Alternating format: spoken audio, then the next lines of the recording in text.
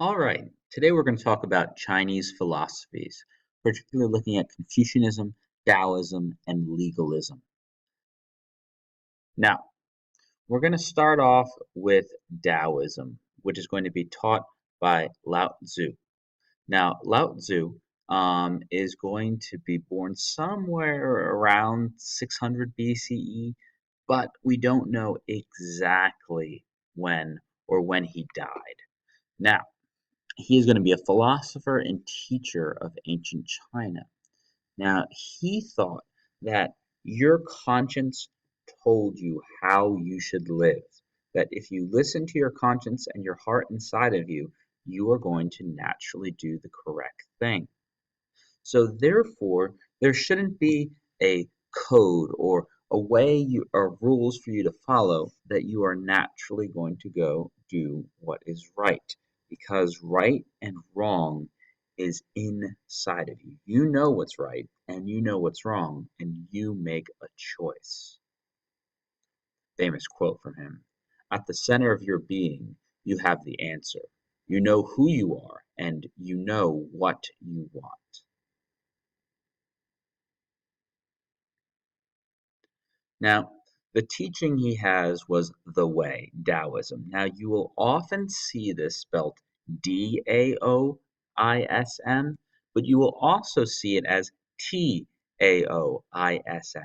It's because a British guy mistranslated it years ago, and unfortunately, it's one of those things that have stuck. So some texts you'll see Taoism, still pronounced Taoism, and other times you'll see Taoism as you see here. Now, there's this idea that you should respect nature and you shouldn't do things to affect nature. You can go and by not acting, not going and picking that branch off the tree, you are going and respecting nature. Now, what Lao Tzu continued to teach is if you continue to go do things against nature, it can really mess up the natural order of the world. The Tao, the way, the going, this whole yin and yang, this balance between right and wrong, between nature and not nature. Now, if you're following Taoist teachings, you should be kind, you should be peaceful, and you should be moderate. And once again, since these rules are inside of your heart, it's more that you're following the rules of nature and not the rules of man.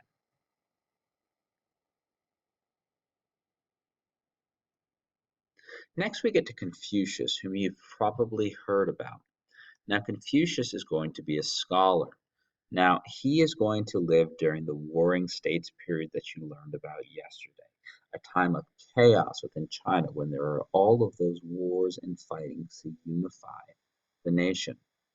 Now, Confucius kind of went the opposite of Lao Tzu. He says that people need to follow a strict guideline in order to have proper moral character. So Lao Tzu would say the virtues are inside of you and you choose to do them, whereas Confucius would say that you need help developing these virtues and that if you behave in the proper manner, it will come to you. Now, along with this idea is that you needed to honor your rituals and ancestors, so you needed to continue on with the ancestor worship. Now, Confucius felt that every single person could apply to these rules, and we're going to see how these rules work in one moment. Now, it's one of these things. All of these philosophies get really complicated because, in some ways, they're followed like a religion. But really, a philosophy is more of a way of life, a decision on how to look and think about things. So, Confucius, his goal was for people to have harmony, not just finding through themselves, but through these rules that they have. And so, it goes and branches out, and this harmony is going to affect the family if you're following these rules. And like I said, you're going to see this in a moment in the next slide. And it's also going to show how you are to be a good citizen and a government worker if you go and follow the rules Confucius has set apart. So I've talked about this a lot. So let's get this seeing what Confucius was saying. So Confucius taught that there are five relationships in every person's life. That we have ruler and subject, parent child, older sibling, younger sibling, husband wife, and friend. Now, Confucius emphasized that with the exception of friend and friend, there is always going to be someone above the other. So let's look at the ruler subject paradigm, which we can equate to teacher and student. Now, because I'm your teacher and you are my students, you're supposed to be respectful and obedient to me, according to Confucius. Now, when you're respectful and obedient to me, that goes and shows me your virtues, and then in response, I'm kind to you back. So a ruler is supposed to give kindness, whereas the subject is supposed to give respect and obedience. And this applies for all of those relationships except for the friend and friend, where it's going to be each other showing kindness.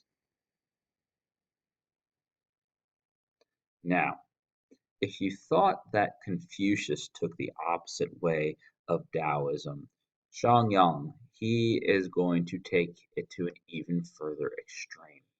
He is going to start teaching something called legalism. Now, legalism is going to be a very strict philosophy where there has to be rules and has to be punishments. Now, this is going to become the philosophy of the Qin dynasty. When we start learning about Qin Shi Huangdi, our first emperor of China, we're going to see he is a mean and nasty guy. And that's going to be because of the teachings of Shanyang and Han Fei. This idea that every single person is selfish and evil by nature. Han Fei would say, just look at a child and how he would take a toy from another child because the child only thinks of themselves. Now, going on with this idea. So the first idea, people are evil and selfish. Second idea, that the state, China, was more important than any one person. So for us, the class is more important than any one individual within the class. So therefore, what Han Fei is going to say, and Sheng Yang, is that people need strict rules. And if you follow the rules, there should be a reward. But if you do not follow the rules, there should be strict and harsh punishments. What? You don't have a pencil? After school detention. What? You don't have a pencil a second time? Execution. You're out of your seat when you're not supposed to? Execution. That is the level of extreme that we have under this idea with legalism. So, there we have it. We have Taoism, the answers are within yourself, and you should not really have rules. You should follow the rules of nature. Confucius, who basically said you're going to have harmony by being respectful and obedient with your family. And then lastly, legalism, that there needs to be strict rules and punishments because it's important for the state to succeed.